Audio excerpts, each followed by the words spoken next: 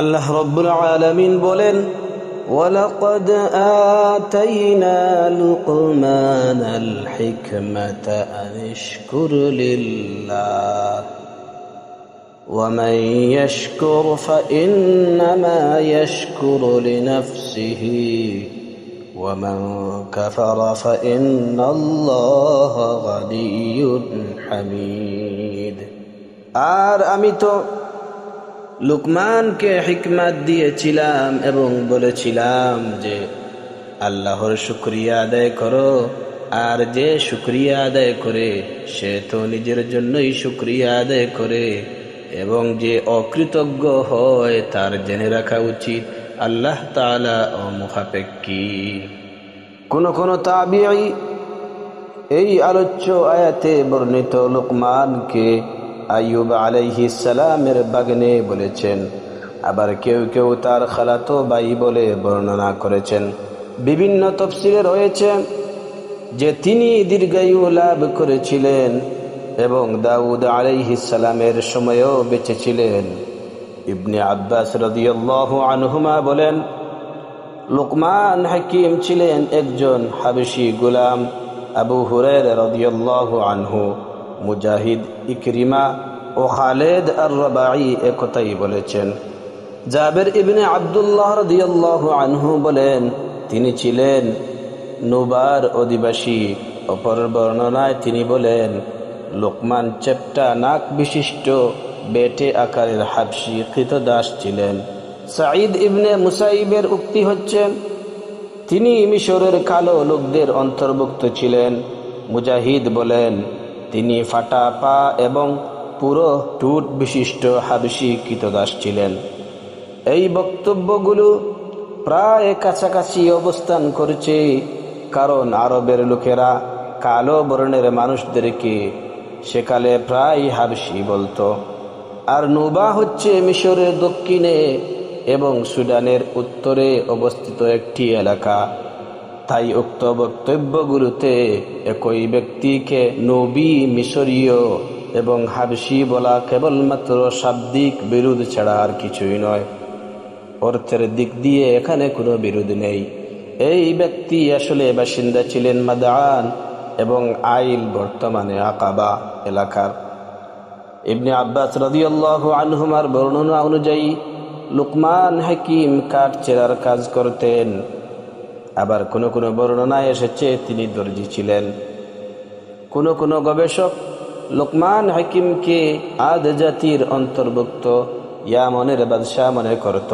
তাদের মতে আদ জাতির ওপর আল্লাহর আযাব নাজিল হবার পর হুদ আলাইহিস সালামের সাথে তাদের যে ইমানদার অংশটি বেঁচে গিয়েছিল, লুকমান হাকিম ছিলেন তাদেরই বংশোদ্ভূত।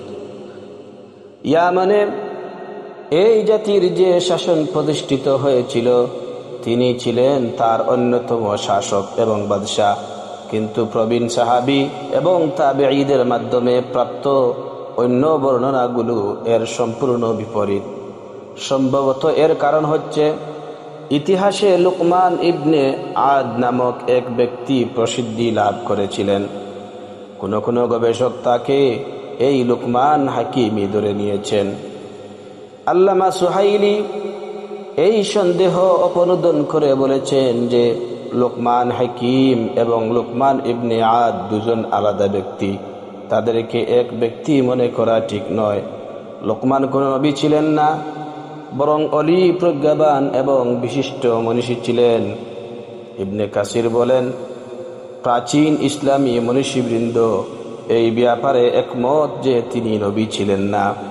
কেবল ইকরিমা থেকে বর্ণিত আছে যে তিনি নবী ছিলেন, কিন্তু এর বর্ণনা সূত্র বা সনদ দুর্বল। ইমাম বগবী বলেন, একথা সর্বসম্মত যে তিনি বিশিষ্ট ফকিহ এবং প্রজ্ঞাবান ব্যক্তি ছিলেন, নবী ছিলেন না। ইবনে কাসির আরো বলেন, তার সম্পর্কে কাদাদা থেকে বর্ণিত আছে যে আল্লাহ লুকমান হাকিমকে নবুয়ত এবং হিকমত বা প্রজ্ঞা দুইয়ের মধ্যে যে কোনো একটি গ্রহণের সুযোগ দেন। তিনি হিকমতই গ্রহণ করেন। কোন বর্ণনায় আছে তাকে নবুয়ত গ্রহণের সুযোগ দেওয়া হয়েছিল। তিনি আরজ করেছিলেন যে যদি আমার প্রতি এটা গ্রহণ করার নির্দেশ হয়ে থাকে তবে তা শিরোধার্য, অন্যথায় আমাকে ক্ষমা করুন।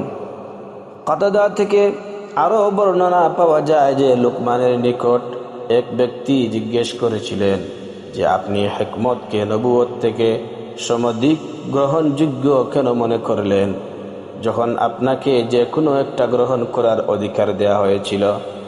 তিনি বললেন, নবুয়ত বিশেষ দায়িত্বপূর্ণ পদ, যদি তা আমার ইচ্ছা ব্যতীত প্রদান করা হতো তবে স্বয়ং মহান আল্লাহ তাআলা তার দায়িত্ব গ্রহণ করতেন, যাতে আমি সে কর্তব্য সমূহ পালন করতে সক্ষম হই। কিন্তু আমি যদি তা স্বেচ্ছায় চেয়ে নিতাম তবে সে দায়িত্ব আমার উপর বর্তাত। বর্ণিত আছে যে দাউদ আলাইহিস সালামের আবির্ভাবের পূর্বে লুকমান শরীয়তি মাসআলা সমূহ সম্পর্কে জনগণের নিকট ফতোয়া দিতেন। দাউদ আলাইহিস সালামের নবুয়ত প্রাপ্তির পর তিনি এই ফতোয়া প্রদান কার্য পরিত্যাগ করেন, এই বলে যে এখন আর তার প্রয়োজন নেই। কোন কোন বর্ণনায় এসেছে তিনি ইসরায়েল গোত্রের বিচারপতি ছিলেন।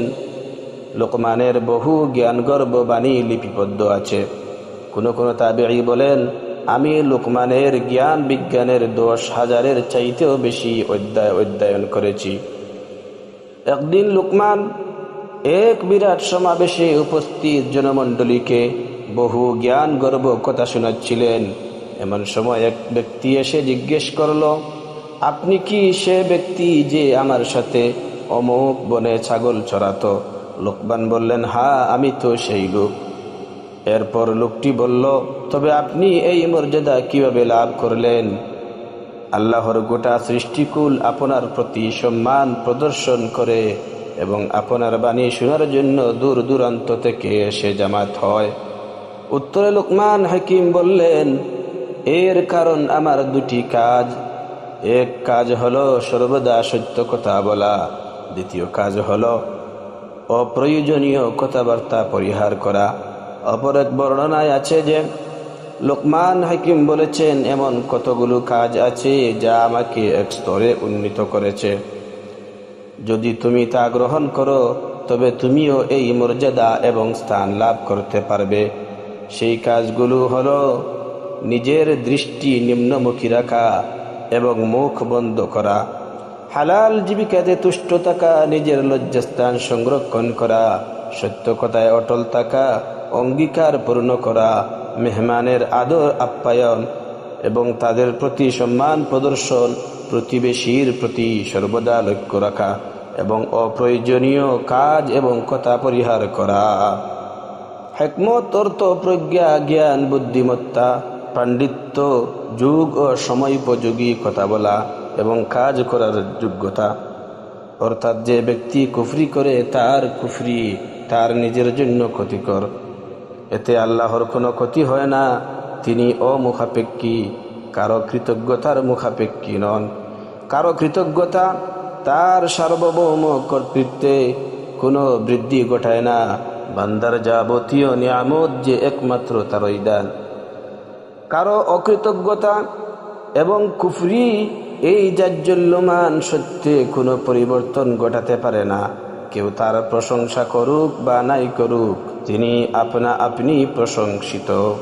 বিশ্বজাহানের প্রতিটি অনুকণিকা তার পূর্ণতা এবং সৌন্দর্য এবং তার স্রষ্টা এবং অন্নদাতা হবার সাক্ষ্য দিতেছে এবং প্রত্যেকটি সৃষ্ট বস্তু নিজের সমগ্র সত্তা দিয়ে তার প্রশংসা গেয়ে চলছে।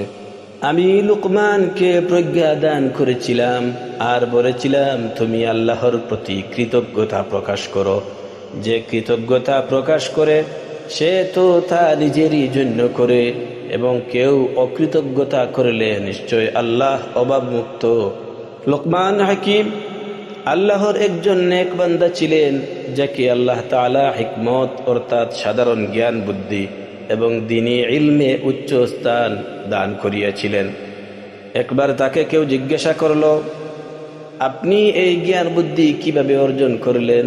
তার উত্তরে তিনি বললেন, সত্যবাদিতা ব্যবহার করে, আমানত রক্ষা করে, বাজে কথা থেকে দূরে থেকে এবং নীরবতা অবলম্বন করে। তার প্রজ্ঞা এবং হিকমতপূর্ণ একটি ঘটনা এইরকমও প্রসিদ্ধ আছে যে তিনি একজন দাস ছিলেন। একবার তাকে তার মালিক বললেন, ছাগল জবিহ করে তার মধ্য হতে সর্বোৎকৃষ্ট 2টি টুকরো কেটে নিয়ে এসো। সুতরাং তিনি জীব এবং হৃৎপিণ্ড নিয়ে এসেছিলেন। অন্য একদিন তার মালিক তাকে একটি ছাগল জবিহ করে তার মধ্য হতে সব থেকে নিকৃষ্ট 2 টুকরো নিয়ে আসার আদেশ করেন। তিনি পুনরায় জীব এবং হৃৎপিণ্ড নিয়ে উপস্থিত হলেন। এর কারণ জিজ্ঞাসা করা হলে তিনি উত্তরে বললেন, জীব এবং হৃৎপিণ্ড যদি ঠিক থাকে তাহলে তা সর্বোৎকৃষ্ট জীব, আর যদি তা নষ্ট হয়ে যায় তাহলে তার চেয়ে নিকৃষ্ট জীব আর কিছুই হতে পারে না। কৃতজ্ঞতা বা শুকর এর অর্থ হলো আল্লাহর নিয়ামতের উপর তার প্রশংসা করা এবং তার আদেশ মেনে চলা।